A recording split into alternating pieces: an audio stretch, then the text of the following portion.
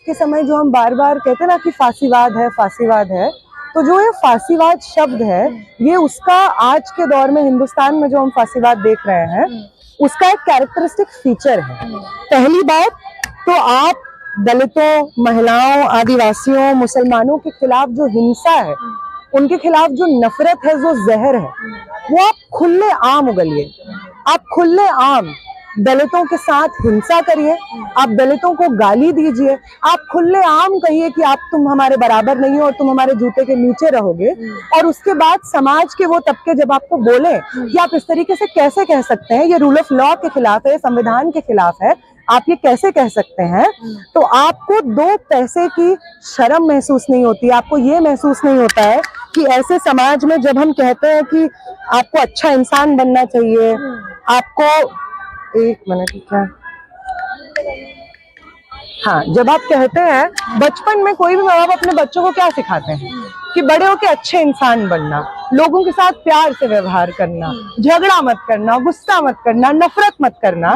और वही माँ बाप जब बाद में जाते हैं, अपने ऑफिसेज में जाते हैं, अपने व्हाट्सएप ग्रुप्स में इसी तरीके की हिंसा फैलाते हैं, इसी तरीके की जातिगत हिंसा, महिलाओं के खिलाफ हिंसा, मुसलमानों के खिलाफ हिंसा, आदिवासियों के खिलाफ हिंसा, यही उगलते हैं। तो वो समाज जहाँ पे एक इंसान का दूसरे इंसान के प्रति इज्जत ही दांव पे लग चुकी है, खत्म हो चुकी है, ऐसे समाज में ये क्यों नहीं होगा। वो सीजीआई, एक डेमोक्रेसी में जुडिशरी का बहुत इंपॉर्टेंट प्लेस होता है। वो ऐसा प्लेस होता है कि जब हमें कहा संविधान में निहित है कि जब कोई इंसान हर जगह से हिम्मत हार जाए, गवर्नमेंट उसको फेल कर दे, अपने परिवार वाले उसको फेल कर दे, उसके जो फंडामेंटल अधिकार है उसका हनन हो, तो वो कोर्ट्स का रुख कर सकता है। और कोर्ट्स में जो बोला जाता है equality of law and equality before law, कि लॉ सबके लिए समान है और सब लोग लॉ के सामने समान है, ये तमाम चीजों के शीर्ष पे सीजीआई बैठते हैं।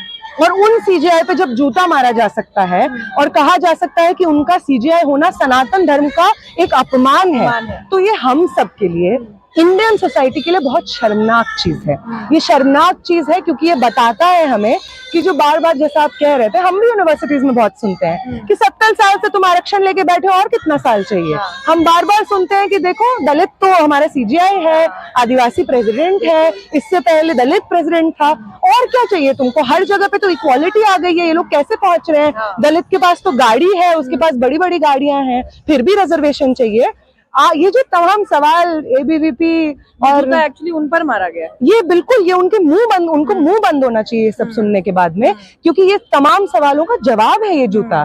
जब सीजीआई कोर्ट में बैठे हुए हैं, वो उनके ऊपर जूता मारा जा सकता है भरी महफिल में, तो वो आम लोग जो आज भी अपने घरों में इस हिंसा का शिकार होते हैं। हम आए दिन सुनते हैं कि घोड़ी चढ़ने के लिए एक दलित पुरुष को मार दिया गया, आए दिन हम सुनते हैं कि मूंछ रखने के लिए एक दलित पुरुष को मार दिया गया, हम आए दिन सुनते हैं कि एक बच्चा जब घड़े से पानी पीता है, उसको टीचर जान से मार देता है कि तुमने दूषित कर दिया है इस घड़े को।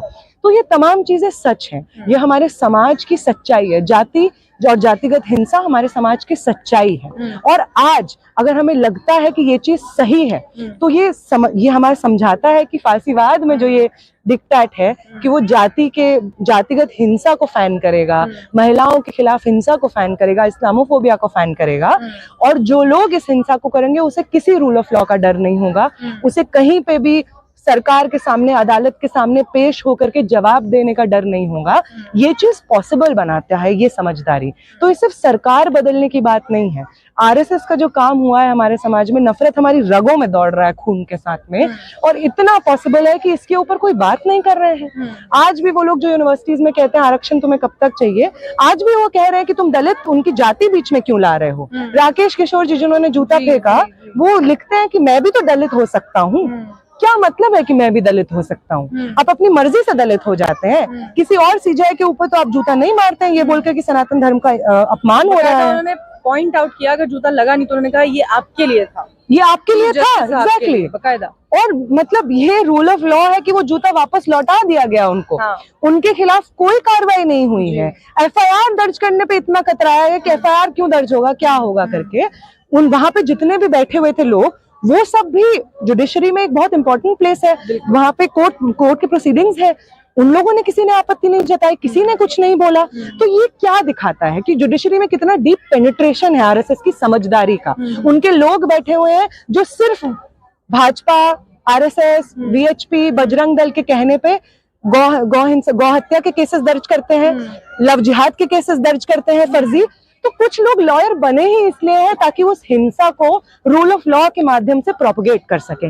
और उन्हीं लोगों में से एक ये व्यक्ति है राकेश किशोर, उन लोगों में से ही एक व्यक्ति हैं। इन्होंने, अगर आप इनका हिस्ट्री देखेंगे, कितने केसेस इन्होंने हैंडल किए, इन्होंने कोई केसेस हैंडल नहीं किए हैं। ये जुडिशरी के अंदर बैठा हुआ एक उपद्रवी तत्व है और इस तरीके से कई तत्व आरएसएस ने छोड़े हुए हैं जुडिशरी में हमारे।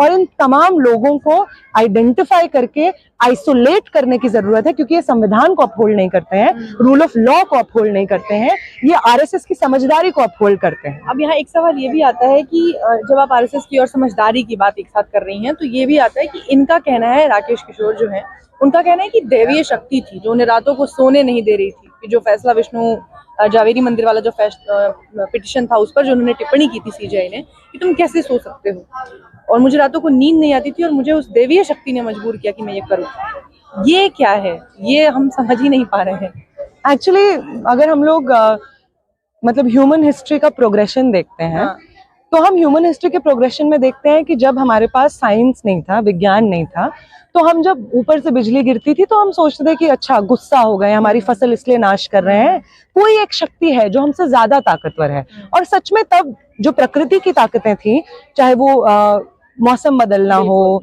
चाहे वो बिजली गिरना हो, भूकंप आना हो, वो तमाम ताकतें जो थी आप मानते थे कि वो आपसे बड़ी ताकतें हैं, क्योंकि तब इंसान के पास विज्ञान नहीं था, तकनीक नहीं थी कि वो प्रकृति पे विजय पाले। लेकिन आज आप देख रहे हैं कि प्रकृति का मैक्सिमम एस्पेक्ट्स ह्यूमन कंट्रोल में है, और इस तरीके से कंट्रोल में है कि प्रकृति को डिस्ट्रॉय कर रहे हैं आप। तो ये जो समझदारी इतने साल पहले थी, जिससे हम हजारों कदम आगे बढ़ाए थे, वो समझदारी की महिलाएं जब बोलने लगती हैं, घर से निकलने लगती हैं, तो समाज का नाश हो जाता है। हर धर्म में आपको ऐसे तत्व मिल जाएंगे। हिंदुइज्म कहता है कलयुग में क्या होगा, कलयुग का सबसे बड़ा सिंबल क्या है, कि लड़कियां लूज हो जाएंगी, इंटर कास्ट मैरिज हो रही होगी, ये उसका सबसे कैरेक्टरिस्टिक फीचर है। इसी तरीके से हर धर्म में आपको ये एस्पेक्ट मिल जाएगा कि इंटरमिक्सिंग नहीं होना चाहिए, प्योरिटी मेंटेन होना चाहिए। तो इन तमाम समझदारियों से, और वो समझदारी जो समाज को पीछे खींचता था, वो तमाम समझदारी जिसके माध्यम से समाज के कमजोर तबके कमजोर रहते थे, दबे कुचले रहते थे, वो तमाम समझदारियां जो कहते थे कि दलितों के हाथ का छुआ हुआ नहीं खा सकते हैं, वो पढ़ाई नहीं कर सकते हैं, ये तमाम समझदारियों से समाज आगे बढ़ गया था। लेकिन क्योंकि आरएसएस ये मानता है कि ये तमाम समझदारियों से आगे बढ़ने का समय नहीं है, ये इन तमाम समझदारियों को कस के पकड़ के उन्हीं के साथ चलने का समय है, तो आप अपने समाज में तमाम चीजें देखेंगे, वो तमाम फ्रीडम।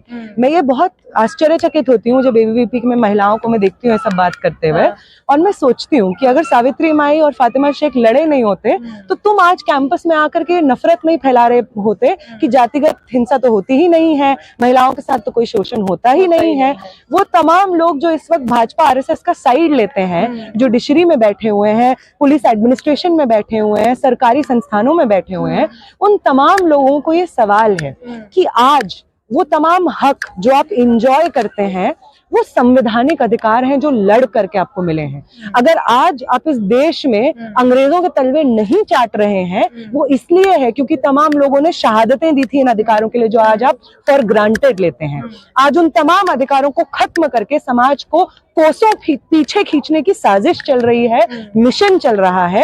और क्योंकि हम समझते हैं कि समाज में अगर लोगों को रहना है तो बराबरी के अलावा किसी तरीके से रहने का कोई मतलब ही नहीं है, समाज सड़ जाता है अगर आप ऐसे रहते हैं। तो इन तमाम चीजों के खिलाफ लगातार बात करना, लड़ना बहुत जरूरी है। एक सवाल ये भी उठाया जा रहा है कि सीजीआई ने कहा कि उन्हें कोई कार्रवाई नहीं करनी है, वो उनका पर्सनल चॉइस हो सकता है, लेकिन उसके अलावा ये बताए, अगर सवाल ये है कि अगर इसकी जगह राकेश किशोर की जगह कोई मुस्लिम होता, कोई और व्यक्ति होता, तो अब तक सीजीआई ने भले कार्रवाई की मांग ना की हो, वो मना कर रहे हैं, लेकिन कानूनी तौर पे जैसे हम उत्तर प्रदेश में देखते हैं कि कोर्ट के, सुप्रीम कोर्ट के बाकायदा ऑर्डर्स के बाद भी लोगों के घर, बरेली हिंसा में हमने देखा कि किस तरह से लोगों के घर गिरा दिए जा रहे हैं, बुलडोजर की कार्रवाई लगातार हो रही है, उस पर अब तक हो चुकी होती कार्रवाई?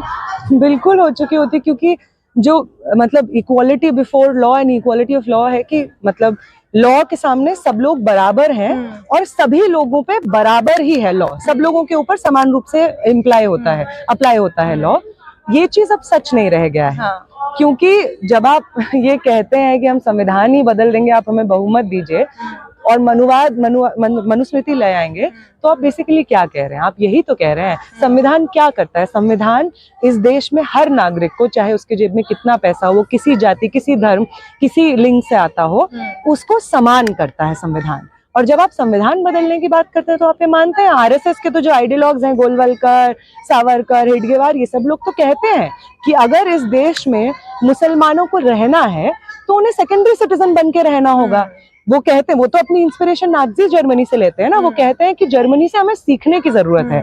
जिस तरीके से वो रेस प्योरिटी के मुहिम में लगे हुए हैं और कहीं से भी यहूदियों को आने नहीं दे रहे हैं, उसको सेकंड क्लास सिटीजन बना दिया गया है, हमें भी अपने देश में वही करना होगा। वो तमाम आरएसएस की समझदारी जो कहती है कि दलित तो पढ़ने नहीं चाहिए, दलित पब्लिक स्पेसेस में नहीं आने चाहिए, नीचे ही रहने चाहिए, हमसे बराबरी में नहीं आने चाहिए, ये तो वही समझदारियों को इम्प्लाई करते हैं ना।